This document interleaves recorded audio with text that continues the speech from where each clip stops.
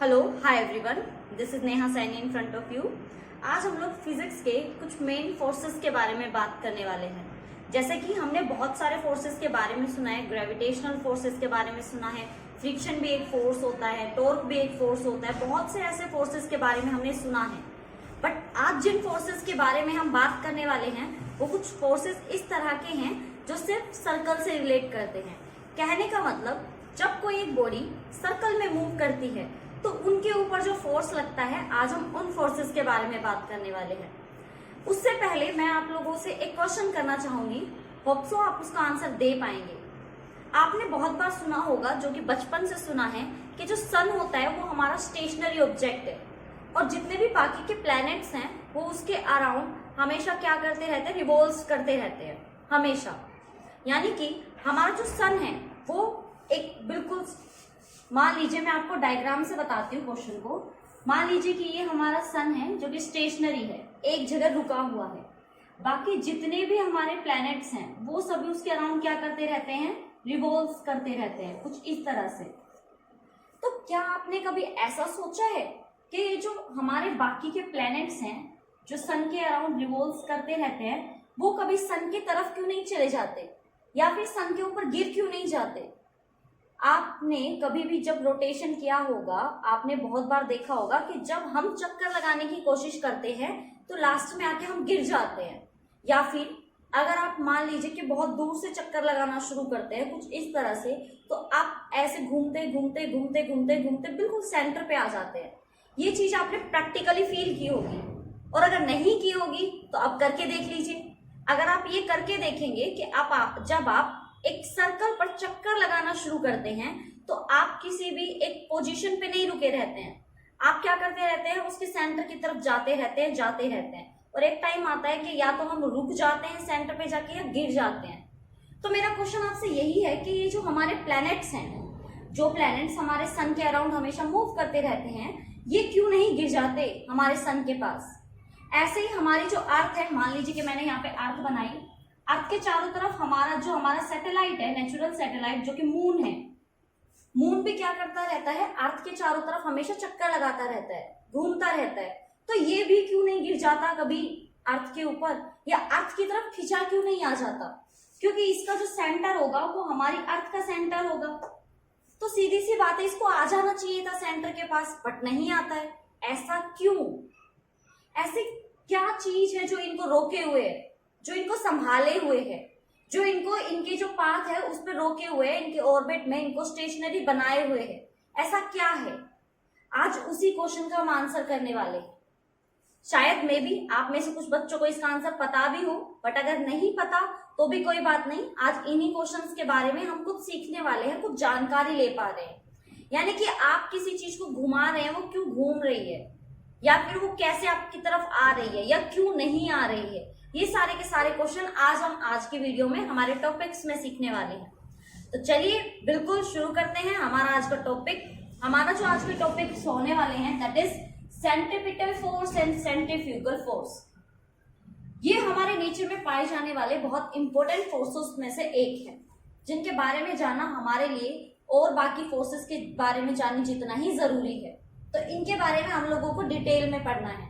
जैसा मैं आपसे हमेशा बोलती हूँ, सबसे पहले मैं आपको डेफिनेशन कराऊंगी, फिर उसको समझाऊंगी बाय एग्जांपल कि ऐसा क्यों हुआ, कैसे हुआ, ये फोर्स कैसे काम करता है।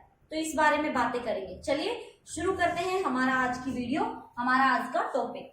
सो centripetal force, it may be defined as force required to move a body, यानी कि एक बॉडी को मूव कराने के लिए जरूरी यूनिफॉर्मली इन ए सर्कल, जो सिर्फ सर्कल में चाहिए होता है। This force acts along the radius, जो रेडियस की तरफ क्या करता है, एक्ट करता है, and towards the centre of circle, और हमेशा किसकी तरफ आता है, सर्कल के सेंटर की तरफ। देखिए इसको थोड़ा सा डिटेल में पढ़ने की कोशिश करते हैं। मान लीजिए कि आपके पास ये सर्कल है, ठीक है, ये हमने यहाँ पे सर्कल ले लिया। अब कोई भी बॉडी क्या कर रही है, इसको मूव कर रही है कुछ इस तरह से, तो ये उसका क्या होगा, सेंटर। तो ये फोर्स क्या बोलता है कि इस बॉडी को, यानी कि कोई भी बॉडी ले लीजिए, ये बॉडी ले ली मैंने, इस ऑब्जेक्ट को, इस बॉडी को इस सर्कल में मूव कराने के लिए आपको जिस फोर्स की जरूरत होगी दैट इज सेंट्रीपिटल फोर्स। और ये सेंट्रीपिटल फोर्स आपका काम कैसे करता है, ये अलोंग रेडियस काम करता है। ये आपकी रेडियस होती है, जब आप सेंटर से आपकी जो सर्कल की सरफेस है वहां तक कोई भी लाइन ड्रॉ करते हैं तो रेडियस बन जाती है। ये भी आपकी रेडियस है, अगर आप यहाँ ड्रॉ करेंगे तो ये भी आपकी रेडियस हो जाएगी। तो सेंटर से सर्कल के सरफेस तक की जो लाइन होती है वो हमारी रेडियस होती है। तो जो आपका सेंट्रीपिटल फोर्स होता है वो क्या करता है, आपको एक फोर्स देता है जो कि जरूरी है बॉडी को सर्कल में मूव कराने के लिए। और इसकी जो डायरेक्शन होती है that is towards the centre, centre की तरफ आती है, सेंटर की तरफ फोर्स लगता है। अब अगर आपको अभी भी समझ में नहीं आया तो मैं आपको थोड़ा सा आइडिया देती हूँ। जैसा कि मैंने अभी अभी आपसे कहा, एग्जाम्पल के तौर में मैंने जो आपसे क्वेश्चन पूछा था कि ऐसा कैसे हुआ, जो सन है वो स्टेशनरी एक जगह रुका हुआ है बट सारे प्लैनेट्स उसके चक्कर लगाते रहते हैं और हमेशा अपने ऑर्बिट में चक्कर लगाते हैं, कोई किसी के ऑर्बिट में जाने की गलती नहीं करता। अगर ऐसा होता, जितने हमारे प्लैनेट्स हैं अगर वो इधर उधर जाते तो अब तक तो टकरा चुके होते, बट ऐसा नहीं हुआ। सबको जो जगह दी गई है, जो ऑर्बिट दिया गया है, ऑर्बिट क्या होता है, ऑर्बिट एक जगह होती है, एक घर मान लीजिए किसके लिए, आपके प्लैनेट्स के लिए। ये अपने घर से बाहर नहीं निकल सकते, ये अपने ही ऑर्बिट में रहते हैं। जिस ऑर्बिट में जो भी आपका प्लैनेट मूव करेगा वो उसी ऑर्बिट में रहेगा। तो ऑर्बिट में रहता है वो क्योंकि उसके ऊपर कौन सा फोर्स अप्लाई हो रहा है, सेंट्रीपिटल फोर्स। सेंट्रीपिटल फोर्स एक फोर्स होता है जो जरूरी होता है किसी भी बॉडी के लिए, अगर वो बॉडी कैसे मूव कर रही है, किसी सर्कल में मूव कर रही है। फॉर एग्जाम्पल, जब एक कार टर्न लेती है, मतलब सर्कुलर पाथ में टर्न लेती है, तो उसके ऊपर जो फोर्स लगता है दैट इज सेंट्रीपिटल फोर्स। कोई भी चीज जो सर्कल में मूव करती है वो आपकी क्या होती है, सेंट्रीपिटल फोर्स होती है, जो किसकी तरफ आने की कोशिश करती है, सेंटर की तरफ, बट आ नहीं पाती, क्योंकि जो हेल्प करता है उसको अपनी जगह पर रोकने के लिए वो आपका होता है सेंट्रीपिटल फोर्स।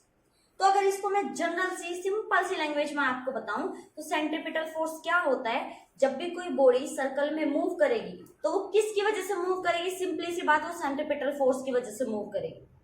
जब भी कोई चीज सर्कल में मूव करती है तो ऑटोमेटिकली उसके ऊपर कौन सा फोर्स लग जाता है, सेंट्रीपिटल फोर्स, जो उसको उसके जो मतलब उसकी पोजीशन है उसको बनाए रखने में हेल्प करता है। ऐसा क्यों होता है, आप लोगों को पता है कि हमारा न्यूटन फर्स्ट लॉ क्या कहता है, अगर कोई बॉडी रेस्ट में है तो रेस्ट में रहेगी और मोशन में है तो मोशन में रहेगी। जब कोई बॉडी सर्कल में मोशन में आती है, सर्कल में रहती है, तो वो चाहती है कि वो सर्कल में ही रहे, बट सर्कल में रहने के लिए उसके ऊपर एक फोर्स भी तो जरूरी है, कुछ होना भी तो जरूरी है। तो उसके ऊपर क्या लग जाता है, फोर्स लग जाता है, जिसका नाम क्या दिया हुआ है, सेंट्रीपिटल फोर्स। तो आपको सिंपली लैंग्वेज में बट इतनी सी ही बात याद रखनी है कि सेंट्रीपिटल फोर्स किसी भी ऑब्जेक्ट को सर्कुलर मोशन में रखने के लिए रिक्वायर्ड होता है। जहां पे भी सर्कुलर मोशन की बात आएगी सेंट्रीपिटल फोर्स अपने आप आ जाएगा। और ये सेंट्रीपिटल फोर्स जो होता है वो हमारा कहाँ काम करता है, वो हमारा टुवर्ड्स द सेंटर काम करता है, यानी कि अलोंग सेंटर, हमारी जो रेडियस होती है उसके ऊपर काम करता है।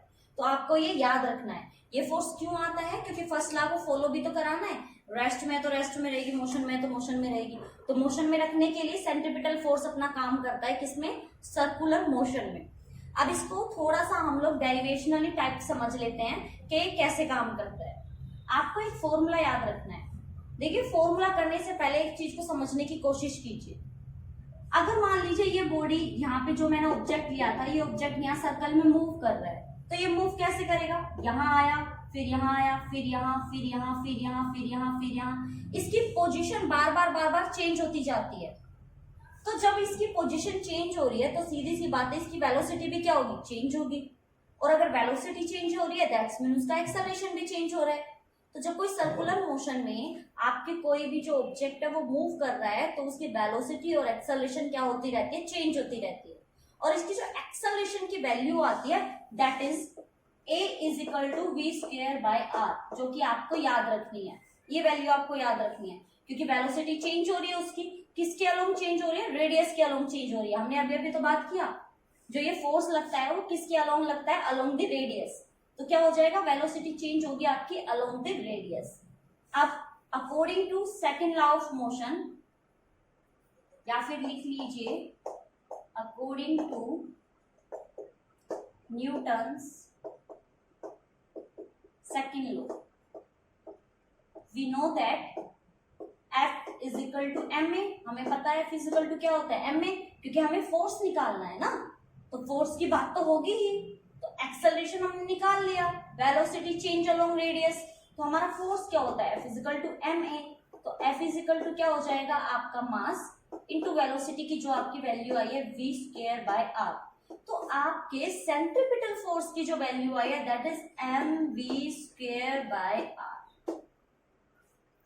ये थी हमारी सेंट्रीपिटल फोर्स की वैल्यू, जो आपकी बाकी के हम जितने भी डेरिवेशंस करेंगे उनमें यूज होने वाली है।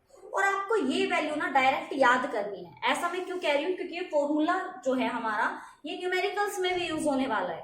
और जब भी कहीं भी ऑन दी होल यूनिवर्स जब आपका कहीं पे भी सर्कुलर मोशन की बात आएगी तो आपका ये फोर्स लगेगा, सेंट्रीपिटल फोर्स, जब सर्कल मोशन में कोई भी ऑब्जेक्ट मूव करेगा। तो ये तो आपको याद होना ही चाहिए कि सेंट्रीपिटल फोर्स की वैल्यू क्या होती है, M V square by R. ये तो आपको डायरेक्ट क्या करनी है, लर्न ही करनी है, इसका और कोई सोल्यूशन नहीं है, M V square by R. तो ये तो हो गई हमारी क्या, सेंट्रीपिटल फोर्स की वैल्यू जो हमें रिक्वायर्ड थी, जो हमें चाहिए थी। अब बात करते हैं ये कि मान लीजिए कि हमने एक बात कही थी जब हमने न्यूटन्स थर्ड लॉ पढ़ा था। हमने कहा था कि यूनिवर्स में कोई भी फोर्स सिंगल नहीं होता। ऐसा कोई फोर्स नहीं है जो सिंगल होता है। जितने भी फोर्स होते हैं आपके, वो क्या करते हैं, सभी पेयर्स में होते हैं। तो हमने कहा कि जब सर्कल में कोई बॉडी मूव करती है तो उसको सर्कल में रखने के लिए हेल्प करता है सेंट्रीपिटल फोर्स। ठीक है, समझ में आ गया। लेकिन ये फोर्स तो सिंगल हुआ, तो जी नहीं, जब आप किसी बॉडी के ऊपर सेंट्रीपिटल फोर्स अप्लाई करते हैं या जो सेंट्रीपिटल फोर्स खुद से आता है तो उसके साथ पेयर में आपका एक फोर्स होता है दैट इज सेंट्रीफ्यूगल फोर्स। अब ये फोर्स क्या है और ये फोर्स क्या कहना चाह रहा है, ये फोर्स हमें क्या समझाना चाह रहा है, ये फोर्स तो हमारे समझ में आ गया, M V square by R. कोई भी बॉडी जब सर्कल में होगा तो आपका कौन सा फोर्स आ जाता है, सेंट्रीपिटल फोर्स, जो कि उसको उसी मोशन में रहने के लिए, सर्कल में रहने के लिए हेल्प करता है। तो सेंट्रीफ्यूगल फोर्स क्या होगा आपका, तो देखिए पहले इसकी डेफिनेशन करते हैं, फिर मैं इसको प्रैक्टिकली आपको बता दूंगी। Centrifugal force, the apparent force that is felt by an object. ये ऑब्जेक्ट फील करेगा, ऑब्जेक्ट को फील होगा, moving in A curve surface that acts outwardly away from the center। ये बात आप नोट करिएगा, ये towards the center होता है। सेंट्रीपिटल फोर्स जो होता है वो towards the center of a circle होता है, और जो आपका सेंट्रीफ्यूगल होता है that is outwardly away from the center। यानी कि ये जो फोर्स है, ये फोर्स सेंट्रीपिटल फोर्स का अपोजिट फोर्स है। ये हमारे पास, मैंने एक बॉडी ले ली, मान लीजिए सर्कल है और ये मेरे पास कोई एक बॉडी है, तो ये हमारे सर्कल का क्या है, सेंटर। तो ये जो हमारा सेंट्रीफ्यूगल फोर्स होता है, देखिए सेंट्रीपिटल तो कहाँ आएगा, इसकी तरफ, मान लीजिए इसको मैंने दे दिया F1। सेंट्रीफ्यूगल क्या करता है, centrifugal force away from the centre काम करता है। अवे कैसे, इससे दूर होने की कोशिश करता है, दैट इज F2। और ये दोनों ही फोर्सेस इक्वल हैं बट ऑपोजिट है, ये इंपॉर्टेंट है। सेंट्रीपिटल एंड सेंट्रीफ्यूगल जो फोर्सेस हमने देखे हैं ये इक्वल तो हैं बट ऑपोजिट फोर्सेस हैं।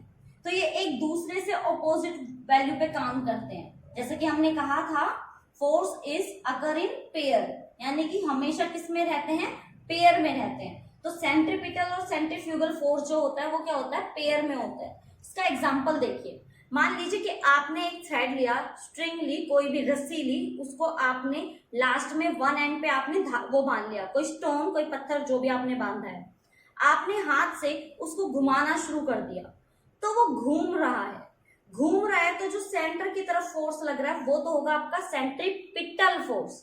लेकिन आप देखते हैं कि जब आप उसको घुमाते हैं तो घूमते घूमते वो दूर रहने की कोशिश करता है, आपकी तरफ तो नहीं आ जाता ना, घूमते घूमते वो दूर रहने की कोशिश करता है। तो सेंट्रीपिटल का जो अपोजिट फोर्स है दैट इज सेंट्रीफ्यूगल फोर्स। जो उसको दूर ही रखता है, जो अवे फ्रॉम द सेंटर होता है।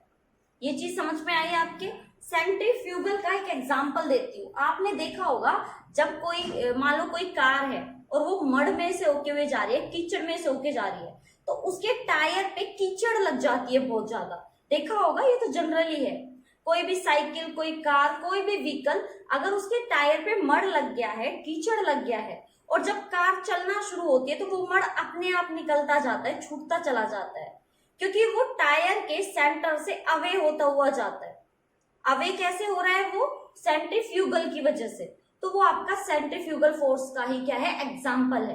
कहने का मतलब जब ऑब्जेक्ट दूर जाने की कोशिश करता है, जो बॉडी है वो सर्कल में मूव कर रही है, बट जो ऑब्जेक्ट है वो क्या कर रहा है? वो बॉडी क्या कर रही है? दूर जाने की कोशिश कर रही है। जैसे टायर पे लगा हुआ मड, टायर पे लगा हुआ कीचड़ दूर हटता चला जाता है, जिनको हम बोलते हैं ना छींट लग जाती है, वो दूर जाने की कोशिश करता है। उसी को ही किसका एग्जाम्पल ले रही हूं मैं? सेंट्रीफ्यूगल फोर्स का।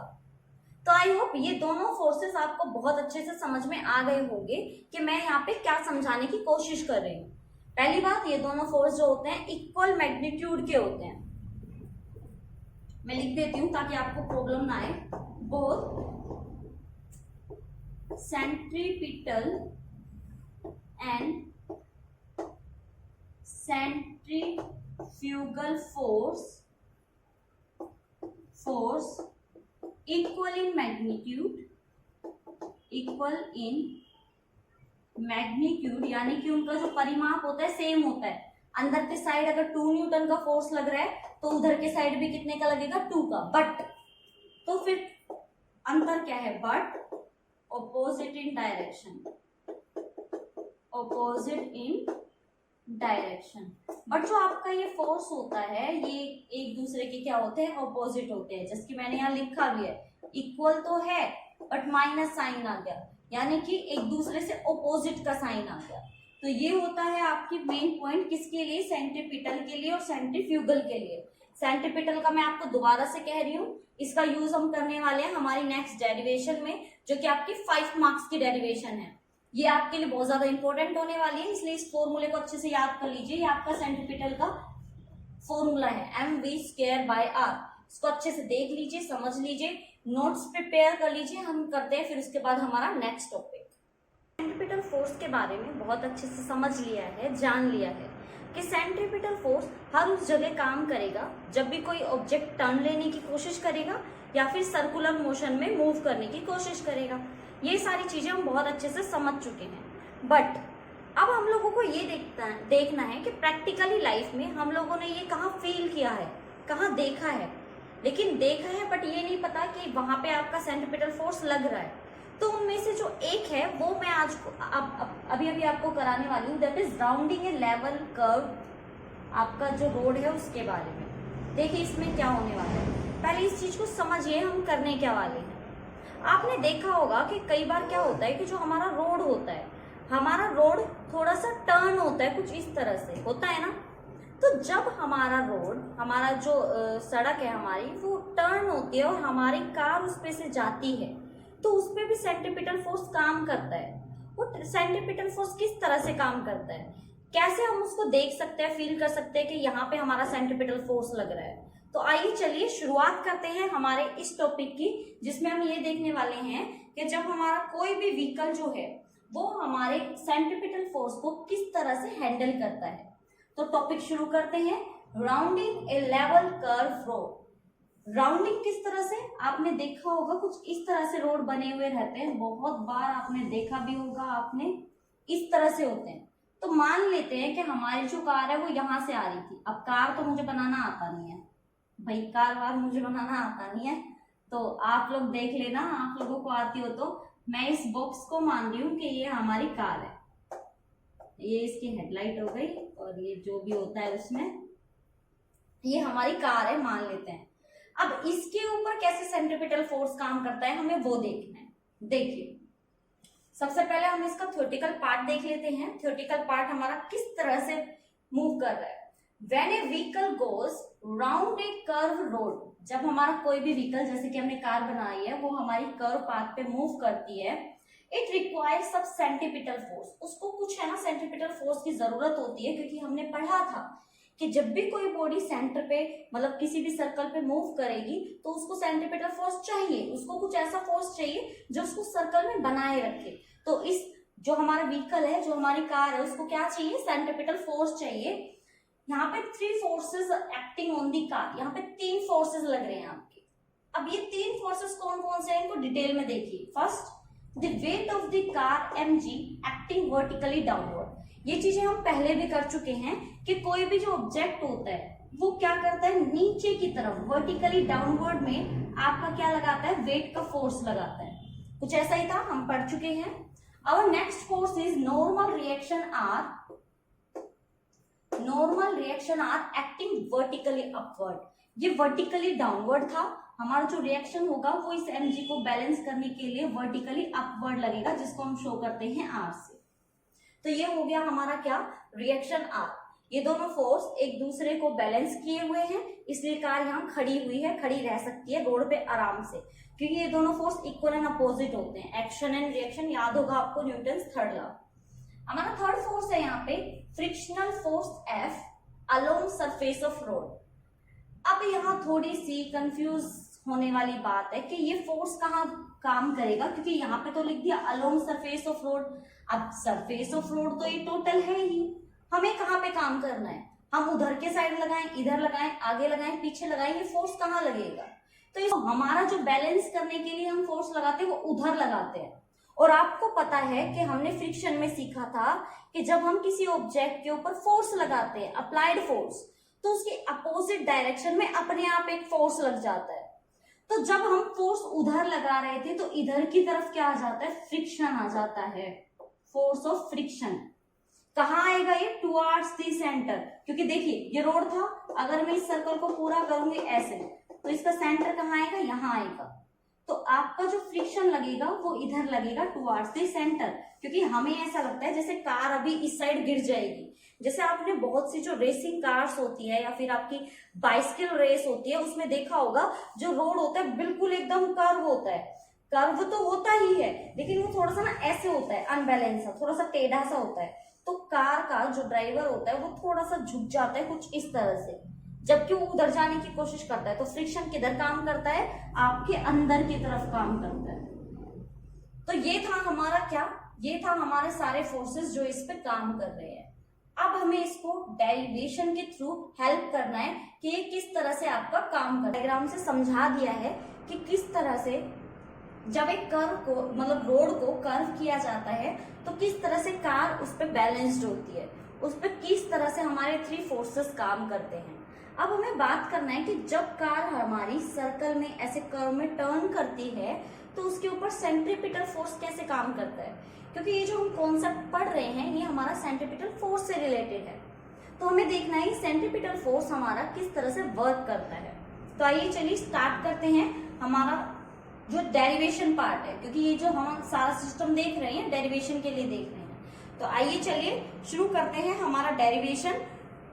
तो देखिए by diagram it is clear that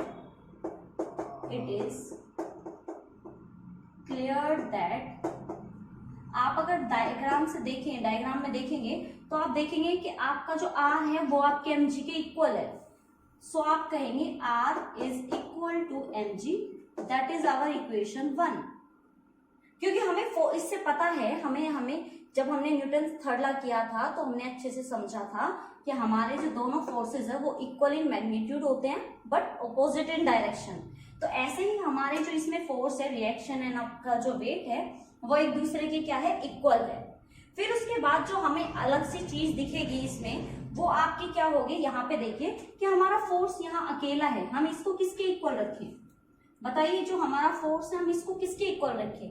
तो हमने आपको बताया था कि अगर आप इस सर्कल को पूरा करेंगे और ऑब्जेक्ट जो है वो मूव करने की कोशिश कर रहा है सर्कल में, तो आपका सर्कल के टुवर्ड्स एक फोर्स लगता है, दैट इज सेंट्रीपिटल फोर्स। तो आपका जो यहाँ फ्रिक्शन है वो किसके इक्वल है, आपके सेंट्रीपिटल फोर्स के इक्वल। बट यहाँ पे जो अगर सेंट्रीपिटल फोर्स आपका क्या होता, ज्यादा होता सेंट्रीपिटल फोर्स, तो ये जो कार है कभी भी सीधी चल ही नहीं पाती स्ट्रेट लाइन में, इस सर्कल में ही मूव करती रहती। लेकिन यहाँ पे जो फ्रिक्शन है उसने बाजी मार ली, तो फ्रिक्शन आपका ज्यादा है किससे, सेंट्रीपिटल फोर्स से, mv²/r, क्योंकि हमारा सेंट्रीपिटल फोर्स क्या होता है, दैट इज mv²/r। ये चीज आपकी समझ में है मैंने कैसे किया है, कि मैंने ये ग्रेटर देन का जो साइन लगाया है, हमारा force of friction is greater than equal to centripetal force. ये ज्यादा हो सकता है, इक्वल भी हो सकता है, लेकिन कम नहीं हो सकता, क्योंकि फोर्स ऑफ फ्रिक्शन हमें ज्यादा रखना पड़ेगा ताकि जो हमारी कार है वो अनबैलेंस्ड ना हो जाए, सेंटर की तरफ ना आ जाए, क्योंकि टुवर्ड्स द सेंटर लगता है ना सेंट्रीपिटल फोर्स। अब ये हमारी हो गई equation 2। Now we know that हमें क्या पता है कि हमारा जो म्यू होता है, हमारा जो कोफिशिएंट ऑफ लिमिटिंग फ्रिक्शन होता है, दैट इज f/r। तो आपका यहाँ पे f क्या हो जाएगा, दैट इज म्यू r। ये चीज समझ में आई। Put this value in equation 2। हमें इसको इक्वेशन 2 में क्या करना है, पुट करना है, तो करिए। mv²/r less than equal to force, और फोर्स की वैल्यू क्या है हमारी, म्यू r। नाउ हमें पता है r की वैल्यू क्या है, mg। Now put the value of r in equation 3। इसको इक्वेशन 3 नाम दे दीजिए, ये आपकी इक्वेशन 3 हो गई। इसमें r की वैल्यू पुट करो तो ये जाएगा mv²/r is equal to mu mg। m आपका यहाँ पे कैंसिल। अब यहां से हमें क्या मिलेगा, v², that is mu rg। और अगर यहां से आप ये रूट हटाएंगे तो ये हो जाएगा आपका म्यू rg। यही हमें चाहिए थी। हमारी जो मैक्सिमम वेलोसिटी होनी चाहिए इस सर्कल पे से हमारी कार को निकालने के लिए, वो आपकी होती है रूट म्यू rg। r क्या है, रेडियस, आपकी जो रोड है इसकी रेडियस, g आपकी ग्रेविटी, एंड म्यू आपका क्या है, फ्रिक्शन, कोफिशिएंट ऑफ फ्रिक्शन। ये आपकी मैक्सिमम वेलोसिटी होनी चाहिए रोड को टर्न ले, मतलब रोड पे जो आपका रोड है, कर्व रोड है, उस पे से टर्न लेते हुए।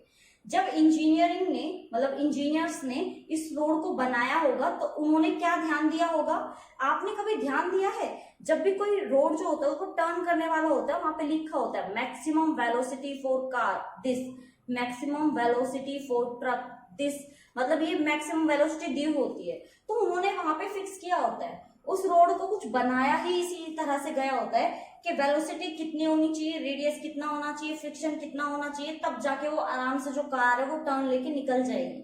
यानी कि जो रोड होता है वहां पे टोटली इंजीनियर्स का वर्क होता है, दिमाग होता है कि कैसे आपको रोड को बनाना है, कैसे कंस्ट्रक्ट करना है कि आपका जो वहां पे सिस्टम है अच्छे से चलता रहे, अच्छे से वो काम करता रहे। तो आई होप आपको ये बहुत अच्छे से समझ में आ गया होगा मैंने किस तरह से यहाँ पे वेलोसिटी को निकाला है, किस तरह से हमारी वैल्यू आई है। तो अगर आपको इस पे कंसेप्चुअल क्वेश्चन दिया जाए कि आपकी जो वेलोसिटी होती है वो किस किस पे डिपेंड करती है, अगर आपका जो रोड है वो कर्व है, तो आप कहेंगे आपका जो ये वेलोसिटी है that is depends on coefficient of friction, gravity and radius of road. अगर आप यहाँ पे ध्यान दें तो इस बात से कोई फर्क नहीं पड़ता है कि आपका जो व्हीकल है उसका मास कितना है, क्योंकि वेलोसिटी में कहीं भी मास की वैल्यू है ही नहीं। तो जो मेन पॉइंट होगा वो क्या होगा, velocity maximum is not depends on